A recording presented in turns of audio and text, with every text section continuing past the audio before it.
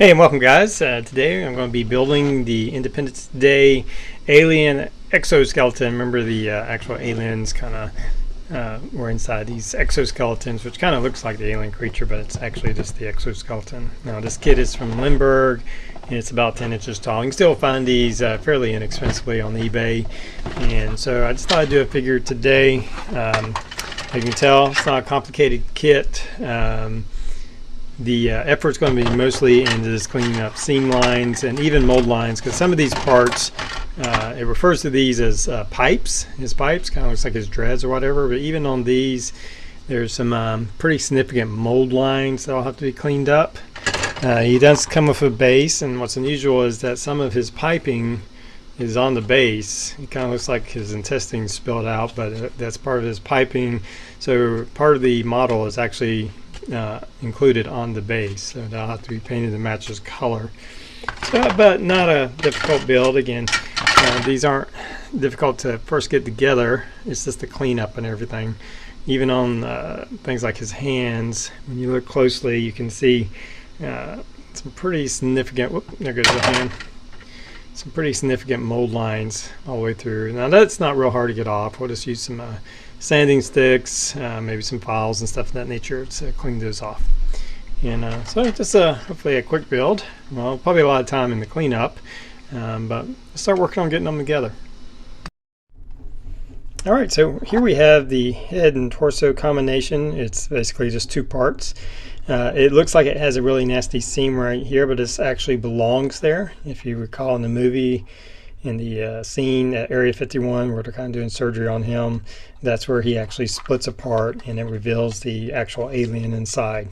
So we just have to glue that together, and we don't have to worry about filling all that in right there. So we're just working on putting them together, and I came across a kind of a strange problem.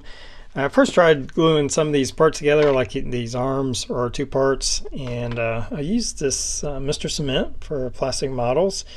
Mr. Hobby, Mr. Cement, and I had it kind of rubber band all together and stuff, and when I took it apart, it just came right apart, and the glue just hardened, but it didn't actually weld the plastic together, and it did that on a couple of different pieces. So I then tried some testers on some of the other pieces, some of this tester cement, and it worked fine. So I don't know what happened or what's different about the plastic that caused the Mr. Cement not to work on that.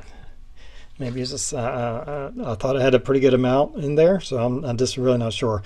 But I have been doing a lot of this CA glue or super glue to do a lot of the welds, and I'm doing that with some of the using the Instaset. That's actually helping it go quite a bit quicker. You're going to have seam lines and mold lines throughout the model on various parts. Here we have one of the legs. This bottom part of his leg is actually one part, but it had some mold lines. So just taking files, I have like a round file to kind of get rid of some of those mold lines and some of the seam lines. But I've also been taking this Rapid Fuse from DAP is kind of a thicker CA glue or super glue. And for some of the seam lines, like you have a seam line that runs right down the middle, I've been putting some of this super glue on here. Letting it kind of spread out naturally. Like I said, it's a thicker type super glue, and then spraying it with some of this Instaset, and I've been using that to kind of fill in some of the gaps. And since this is organic kind of exosuit, you don't have to worry about having the hard corners and stuff, and so it makes kind of a natural line to it. So that's how I've been dressing the different seams and mold lines on this. And so we're just getting them together. I did use a little bit of putty right here. There's a fairly big gap where these two parts connects, and actually on the instructions you actually put this part first, connect it on there, and then you attach the legs, which is a little strange. So this is in the process of dressing all that. It's quite a bit of work, quite a bit of cleanup on the different seam lines. I'm going to have to work on this right here. There's a seam line that runs on this part right here, and it kind of, when you sand it away, you lose some of the details of it. So I'm going to have to file those back in or cut those back in to help blend in those so it's not too noticeable. So just working on getting them all together. Alright, we have our exoskeleton all put together. It's not terribly hard to put together. I mostly used the super glue and the Instaset to bond them together and cover up the gaps. Of course, I used my sanding sticks to kind of take care of some of the mold lines and some of the seams that we had. I'm now going to put a coat of just regular gray primer on him. That'll help bring out any areas that we need to address as far as seams or things that I missed. Putting on a gray or a different type of primer like that usually helps bring all those things out. So he's looking pretty good. So we're going to put that primer on him and see if there's any areas that we need to address. Alright, I've added in a primer coat, and I just used a surface primer from Vallejo and put it on my airbrush. And then it did expose a few areas that I missed. I missed some mold lines on the back of these tentacles, or front and back of these tentacles. I had just glued those on, so those showed up almost immediately as I put the primer. There was a few other places where in the gaps, I had some little gaps in the joints where I'm filling in with some super glue. And now I'm going to go back over and this time I'm going to use a black primer and more for pre-shading. I don't plan on doing the whole thing in black, but I'm going to do some pre-shading with some black primer. And then we're going to move into the base coat. And just looking at the movie scenes of the creature, he kind of looks like more of a bone color. So I'm going to use this bone white from Game Air, Vallejo's. And we'll use that as the base color. And then we'll get into the more detailed painting and probably some washes and things of that nature.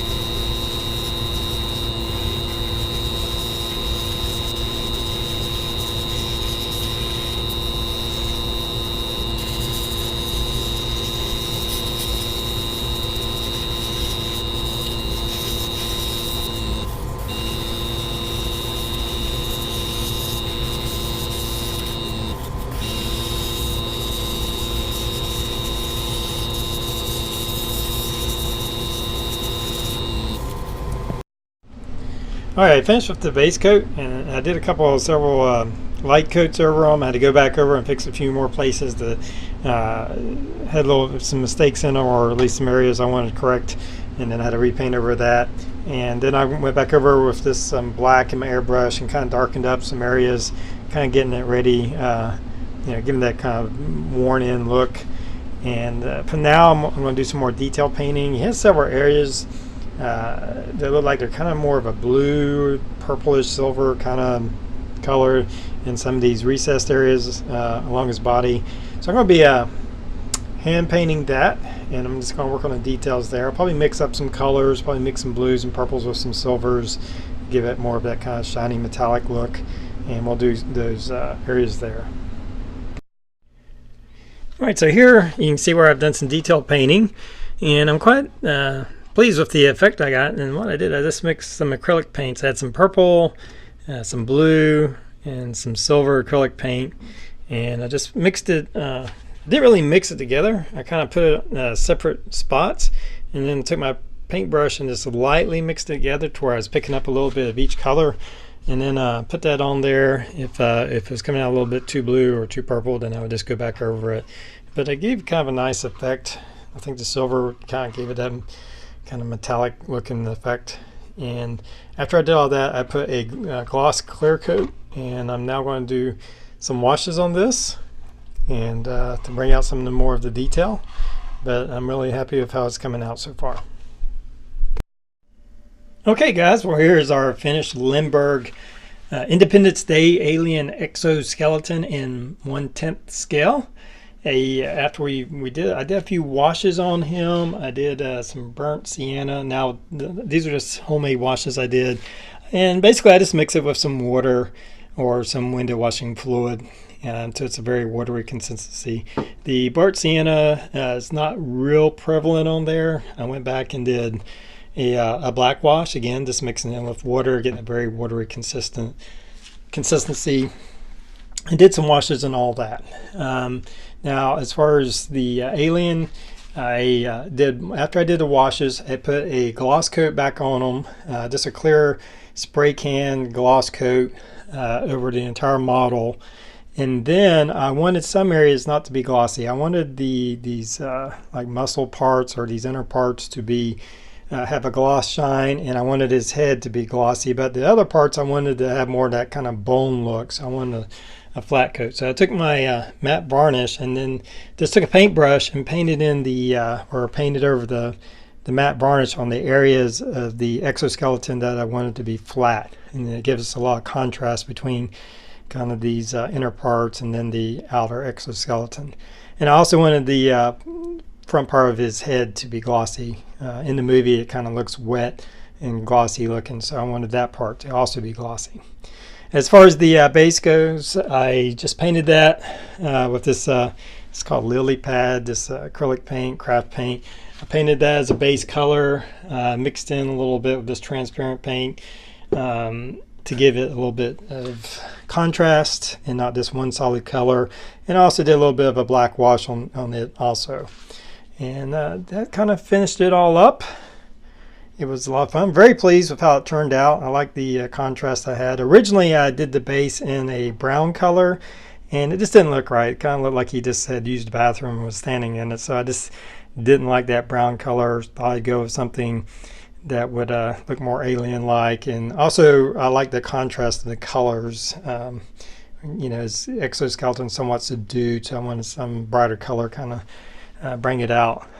So it's not a difficult model as far as getting it together. All the work's going to be in dressing the seams and the mold lines. There's quite a few mold lines. Of course, most of the parts are together. Again, this is the center part right here is supposed to be there. That's where this exoskeleton splits apart and where the alien guest gets inside or gets out. Anyway, it's a fun project. You can still, at the time of making this video, you can still find these fairly easy on eBay. Not terribly expensive if you look around. And it's a fun project. I think I want you to spend a little time in it. It looks pretty cool. The pose itself could be better. This back part, probably the worst part about this model is how it kind of, this back part, his tentacles just kind of go down and puddle around. I've seen some other models. I'm not sure what kind of models there are. I haven't found any other plastic ones where they're kind of spread out and more lifelike. But these actually support the weight of the model. So that's kind of the way it is. Anyway, guys, hope you've enjoyed the video. And until next time, everybody have a good one.